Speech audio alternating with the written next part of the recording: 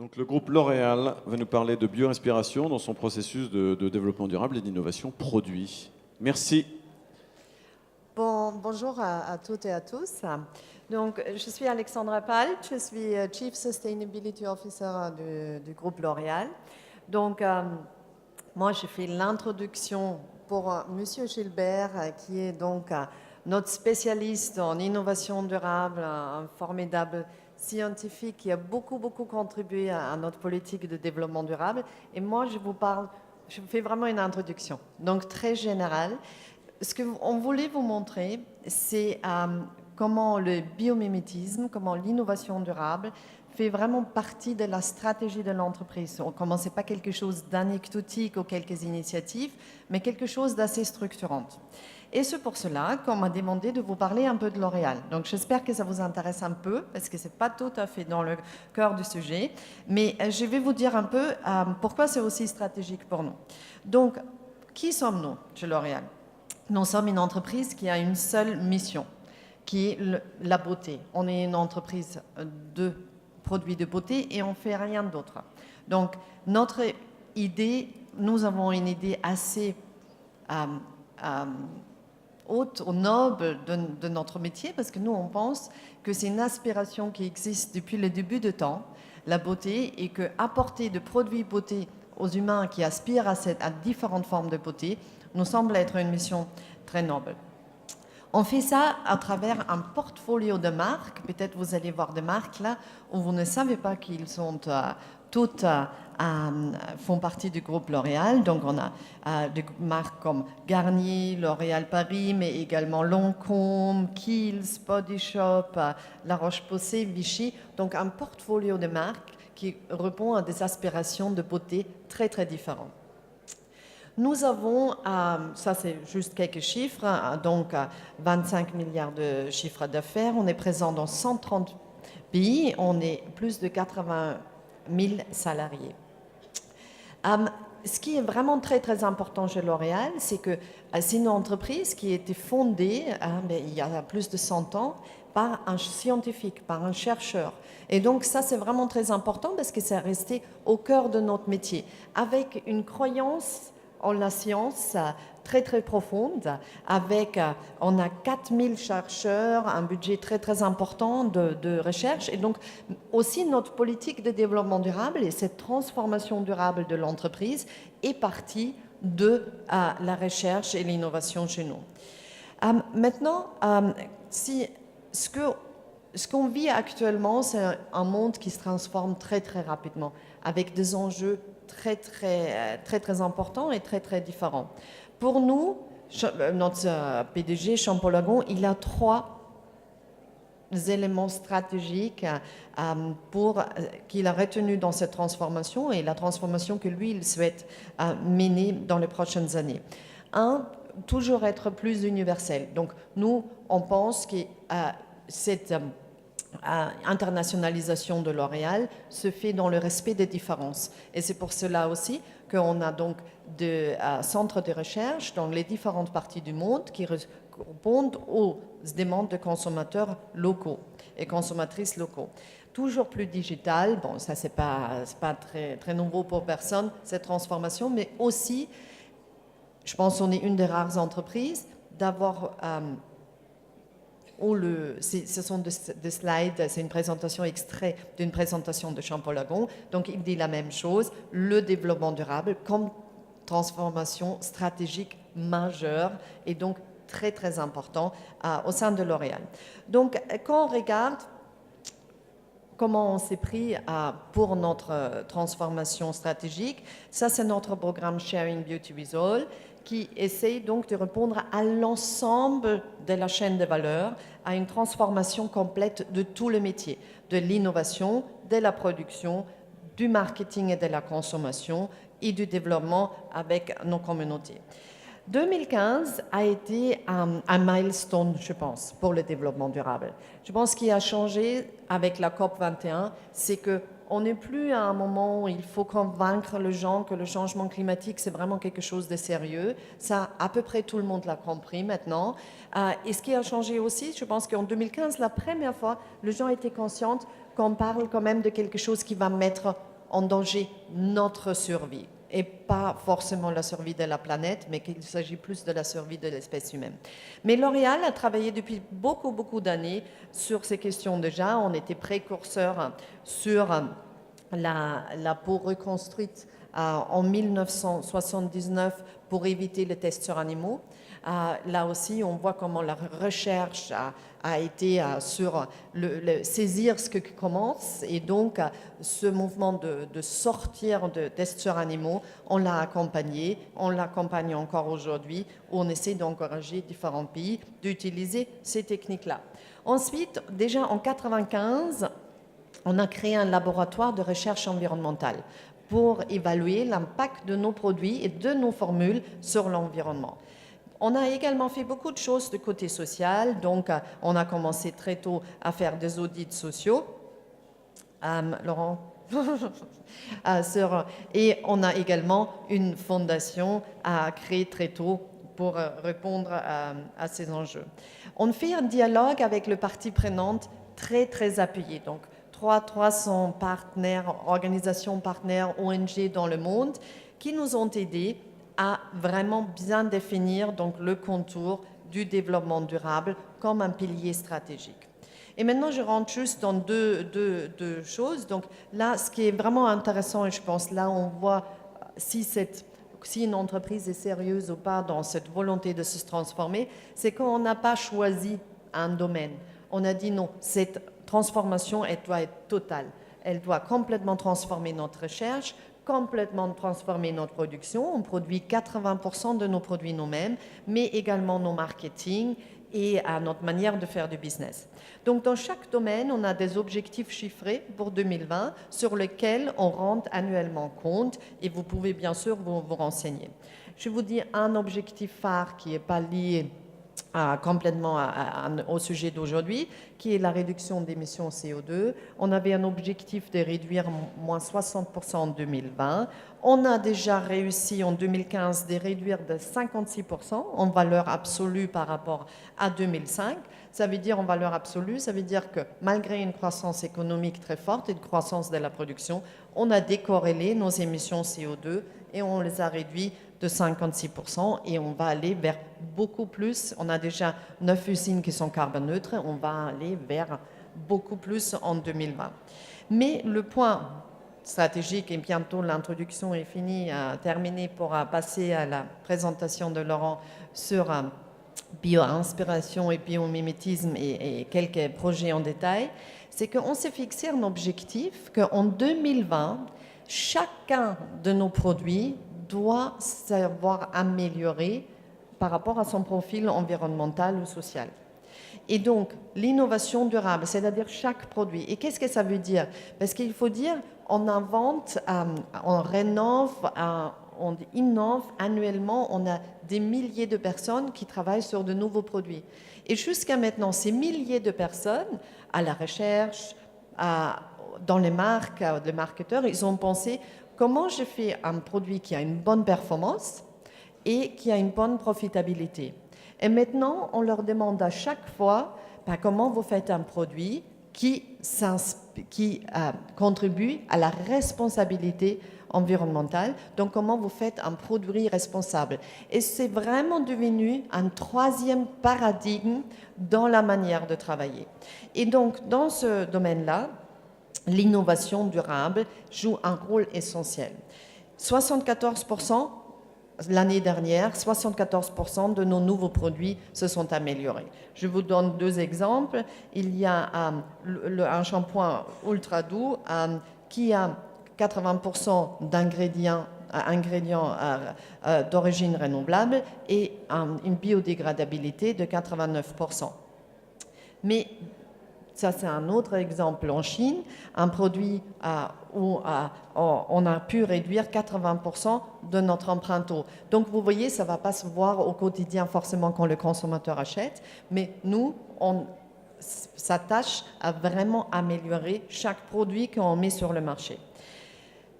Mais maintenant, bien sûr, cette amélioration incrémental ne va pas suffire. Si on veut répondre aux enjeux de développement durable, aux enjeux du monde, il faut qu'on ait plus d'innovations disruptives, plus de vraies innovations. Et c'est là où rentre donc le biomimétisme et bio-inspiration pleinement en jeu.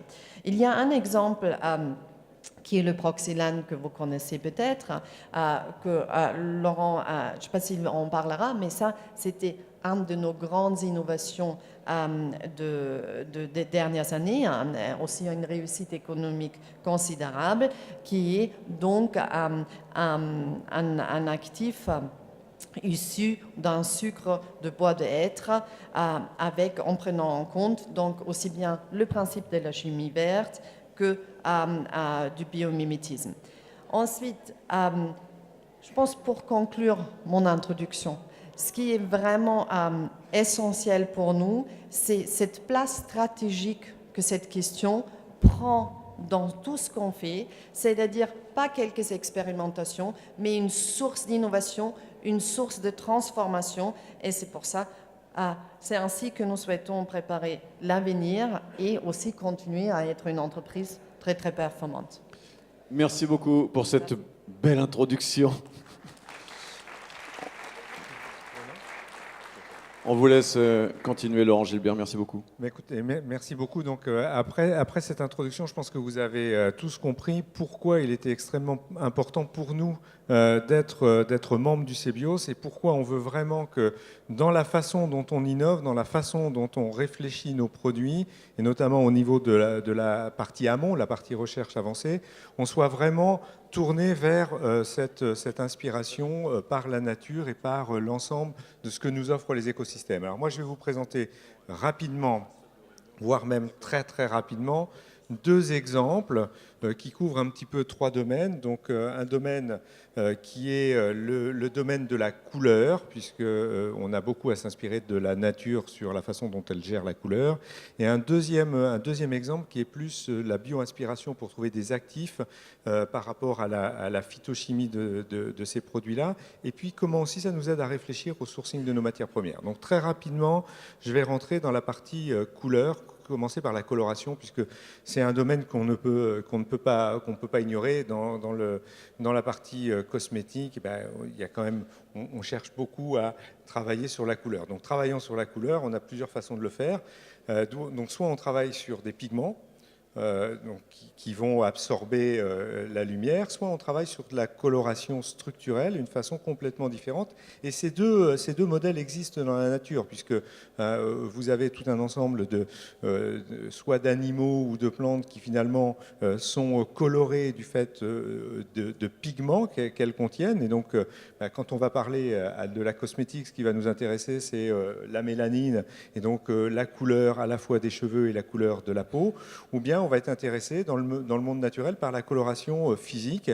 Et donc, quand vous voyez ces magnifiques animaux, la couleur, elle n'est pas du tout liée à un pigment, elle est simplement liée à quelque chose qui est tout à fait fondamental, qui est l'organisation de la matière.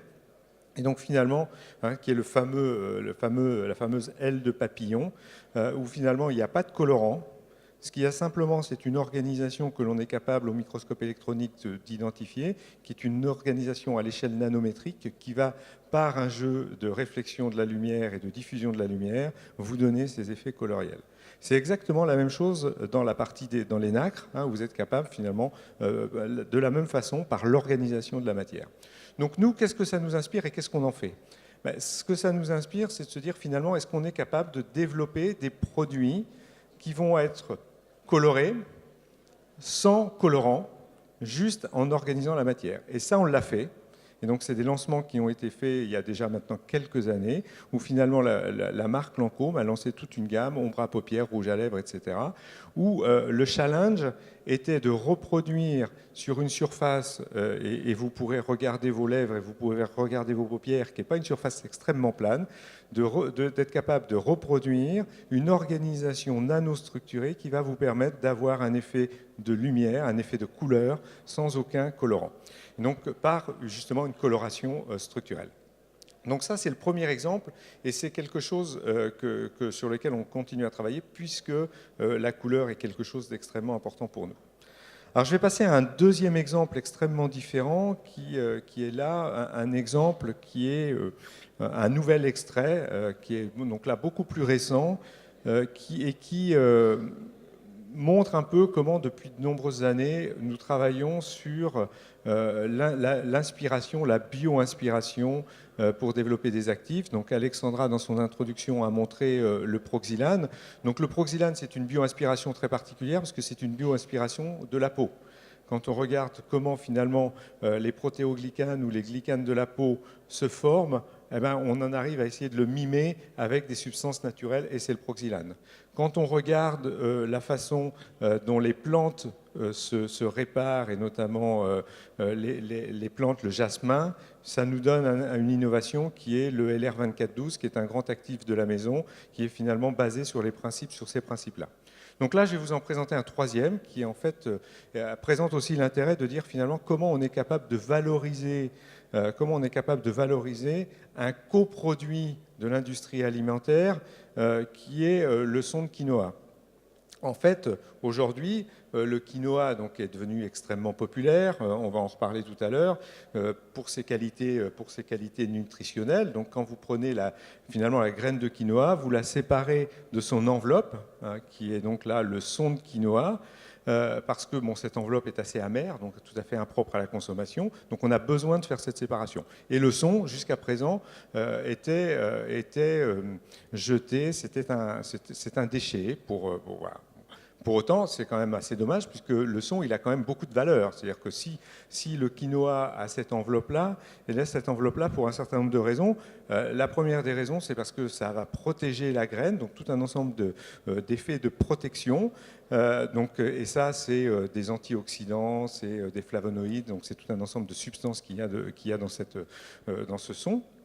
C'est aussi parce que ça va prévenir la perte d'humidité, la perte en eau de la graine. Et donc là, c'est tous les oligosaccharides qui vont permettre d'éviter ça. Et puis c'est aussi parce que ça a une fonction nutritive, c'est tous les acides aminés qui sont apportés au son pendant la croissance. Donc finalement, c'est un matériau qui est super intéressant et super riche. Donc qu'est-ce qu'on est capable d'en faire ? Finalement, quand on regarde, finalement, on va y retrouver des saponines, on va y retrouver des polyphénols flavonoïdes, comme je disais, des oligosaccharides et des aminoacides. Donc tous ces ingrédients, comment ils se traduisent par rapport à la peau, hein, c'est quoi le lien avec les bénéfices que vous pouvez en tirer pour la peau? Le premier, au niveau des saponines, ça va être une fonction lavante, puisqu'on sait que ce sont des tensioactifs naturels, doux, qu'il va falloir une fonction pour laver. Deuxième, quand on est dans les polyphénols et les flavonoïdes, on est dans une fonction de protection UV, protection de la peau. Et au troisième, les aminoacides et les oligosaccharides, on va être sur une fonction d'hydratation, de raffermissement de la peau. Et effectivement, quand on en fait un extrait et qu'on le teste, et bien finalement, on a un extrait de son de quinoa qui présente toutes les propriétés d'un exfoliant doux qui améliore la qualité de peau, qui améliore l'homogénéité du teint et donc qui donne tout un ensemble de propriétés très intéressantes. Donc voilà comment finalement en partant de cette connaissance des propriétés de la nature, on est capable de valoriser ce coproduit de l'industrie alimentaire. Alors, quand on réfléchit à ça, on peut pousser un cran plus loin la réflexion par rapport à la bio-inspiration et par rapport à la façon d'avancer sur ce sujet-là, qui est de se dire finalement on a un extrait qui est très intéressant, donc qui valorise une plante bolivienne très, très connue avec une véritable activité. Pour autant, aujourd'hui, la culture du quinoa en Bolivie, c'est quelque chose qui pose un certain nombre de problèmes, puisque le quinoa est devenu tellement populaire que les cultures qui étaient des cultures traditionnelles en Bolivie se sont étendues, c'est-à-dire finalement pour avoir plus de cultures, finalement on a chassé les lamas des plaines, on a étendu la culture du quinoa sur ces plaines, avec un certain nombre de phénomènes qui sont en train d'arriver, puisqu'on est sur des plaines qui sont assez vantées, de désertification, de perte d'enrichissement du sol, et donc finalement on est face à un problème environnemental qui est tout à fait sérieux, et donc quand on regarde, nous, même si on ne s'intéresse pas à la graine de quinoa, mais au son de quinoa, on se dit il y a certainement quelque chose à faire sur la partie sourcing durable du quinoa et responsabilité du sourcing durable du quinoa. Donc l'idée, ça a été de monter un projet avec une fondation bolivienne, et je reviendrai sur les partenaires. Pourquoi faire? Finalement, pour réfléchir avec cette fondation bolivienne à comment serait-on capable de repenser la façon de cultiver le quinoa en repartant, en s'inspirant des écosystèmes et de la façon dont les écosystèmes vont fonctionner de façon naturelle. Et donc, on va réintroduire tout un ensemble de plantes natives, de plantes originaires de la Bolivie, que l'on va réintroduire dans la culture du quinoa. Donc, on va faire de la co-culture, par exemple, d'une légumineuse locale qui s'appelle la quila.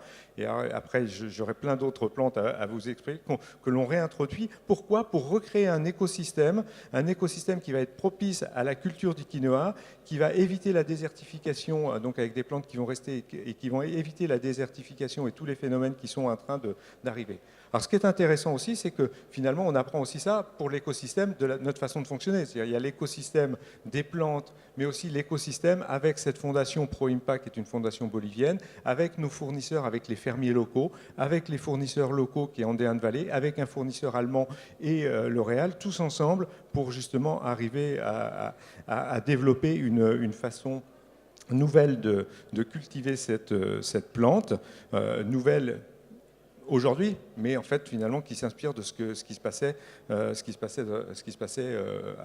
auparavant. Donc avec une amélioration à la fois de la culture, donc des rendements, donc un bénéfice social pour les populations locales qui vont bénéficier de tout ce travail-là. Donc ça, c'est vraiment le troisième volet. Et donc juste pour conclure, pour dire quand même que cet ingrédient qui est extrêmement intéressant donc pour ses propriétés de desquamation douce a été lancé par une de nos marques qu'Alexandra a mentionné, qui est la marque Kiehl's, dans un sérum très naturel, très amélioré sur toutes ses performances, et donc qui est aussi un très grand succès parce qu'il y a vraiment à la fois la performance et quelque chose de très riche dans cette histoire. Voilà quelques exemples. Merci beaucoup L'Oréal.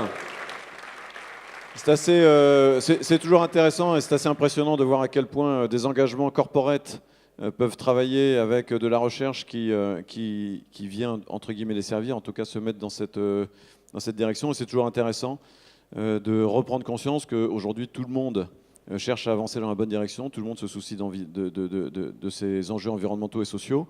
Personne n'est parfait, personne ne sera jamais parfait, mais en tout cas, c'est intéressant de voir que derrière de la recherche qui travaille dans cette direction, il y a un engagement corporate, il y a une volonté d'avancer. J'ai noté de votre intervention, Alexandra Palt, l'idée du biomimétisme au service de l'innovation disruptive, plutôt que l'innovation uniquement incrémentale.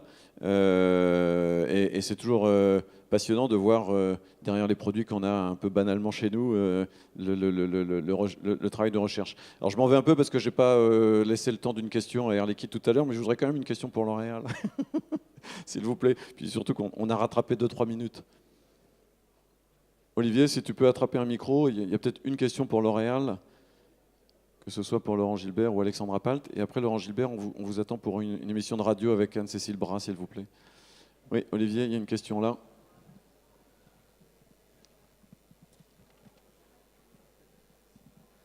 Merci. Stélio Casas, Veolia. Alors en fait j'ai une petite question qui me turlupine depuis le début de ces conférences. C'est finalement quelle stratégie de recherche menez-vous pour vous bio-inspirer? Vous nous avez montré l'exemple du quinoa. Qu'est-ce qui vous a amené à travailler sur cette plante spécifiquement? Est-ce issu d'une veille ou d'une opportunité finalement locale? En fait c'est la connaissance. En fait, c'est de la recherche fondamentale. Vous avez vu qu'on est une équipe ici avec Francis, avec Marc, vraiment, et un certain nombre d'autres chercheurs d'ailleurs qui sont dans la salle, de chercheurs amont. Et donc, c'est la recherche fondamentale où finalement, ce qui va nous guider, c'est notre connaissance des mécanismes de la peau, dans le cas du quinoa. Donc, finalement, qu'est-ce que l'on cherche en termes d'esquamation douce pour justement desquamer la peau, en termes de nourrissement pour nourrir la peau. Donc, on a vraiment vraiment tous ces aspects-là. Et derrière, on va mettre ensemble les éléments de la phytochimie qui nous semblent répondre à ça en fonction des connaissances que l'on a. Et donc, c'est ça qui nous a amené à chercher plusieurs extraits et avec l'idée aussi de valorisation. C'est-à-dire, on voulait vraiment valoriser un coproduit pour se dire finalement on essaye de rentrer dans des principes d'économie circulaire et c'est l'extrait de son de quinoa et en plus c'est pas n'importe quel extrait de son de quinoa qui donne le meilleur résultat, c'est le quinoa réal qui est en fait la variété originaire de Bolivie et donc voilà, donc c'est vraiment ce travail de recherche, donc ça a pris plusieurs années pour faire cette corrélation, ce lien et ensuite screener les meilleurs et découvrir les meilleurs actifs. Merci beaucoup. On aura une intervention, juste sur la partie méthodologie, de Maria Fabra-Puchol de Saint-Gobain-Isovert en début d'après-midi, qui parlera justement de la méthodo, c'est-à-dire comment son équipe de recherche travaille, et en l'occurrence avec le Muséum national d'histoire naturelle, pour essayer soit de trouver des solutions à des problèmes industriels qu'ils ont, soit en sens inverse, à tirer profit de quelque chose qu'ils ont trouvé. Peut-être juste pour rajouter sur la couleur, parce que vous n'avez pas posé la question, sur la couleur, c'est exactement la même réflexion. Et je n'ai pas voulu rentrer trop dans le détail. La difficulté, c'est faire de la couleur structurelle sur une surface plane, c'est très faisable. Le faire sur la peau, c'est beaucoup plus compliqué parce que effectivement la peau n'est pas une surface stable. Vous avez des expressions durant la journée, ça bouge, etc. Et donc il faut être capable finalement de fixer cette couleur structurelle pour être capable de la voir sous tous les angles. Et c'est effectivement infiniment plus compliqué, mais c'est des sujets de recherche passionnants. Écoutez, merci beaucoup, merci encore pour cette intervention. Merci beaucoup.